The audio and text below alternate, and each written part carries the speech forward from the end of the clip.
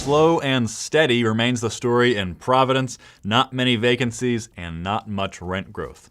Welcome to Apartment Market Dynamics from NPF Research. I'm Jay Parsons, your Providence, Rhode Island update. The Providence apartment market has closely followed the pattern for the Northeast region overall over the past few years.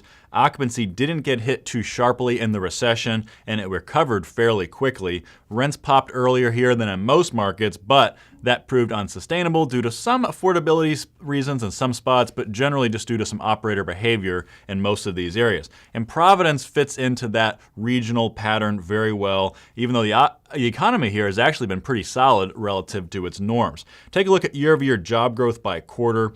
Now, these aren't boom numbers by any means, but Providence has averaged nearly 5,000 jobs added annually over the past 3 years, and that's about double the normal pace of the mid-2000s prior to the recession. So this is one of the few markets in the Northeast that's consistently putting up better job numbers than it did in the years leading up to the recession. Of course, the job pace and the bigger picture is still quite modest, coming in at just under 1% on a relative basis. So the Providence economy is, as I said earlier, certainly not booming, but doing better than normal by local standards. And not surprisingly, occupancy has held consistently strong, coming in around 96-97% steadily now for 3.5 years, dating back to the middle of 2010.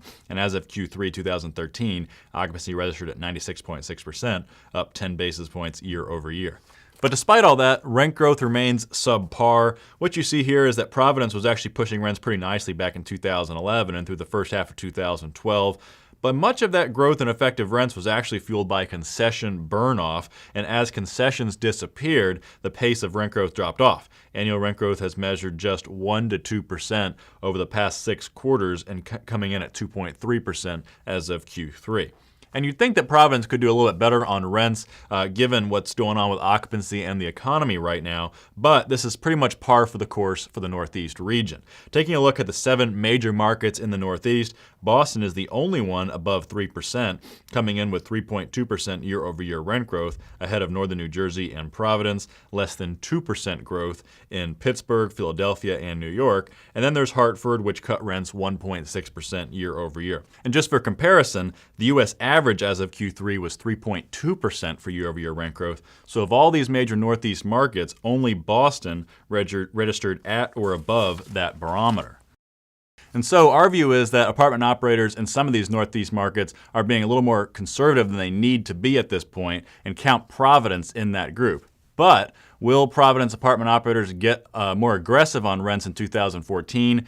Probably not, given the operator behavior patterns here. And so we're looking for rents to climb another 2% or so over the next year. And that wraps us up for Providence. So until next time, for Apartment Market Dynamics and NPF Research, I'm Jay Parsons. Thank you for watching.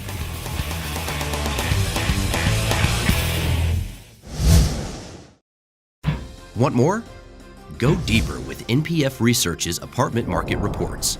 From a national level, down to individual metros, to specific neighborhoods, NPF Research has been providing unparalleled apartment market intelligence to the multifamily industry for almost 5 decades. Learn more by contacting us at 877-284-4938 or visit www.npfresearch.com and click on Market Reports.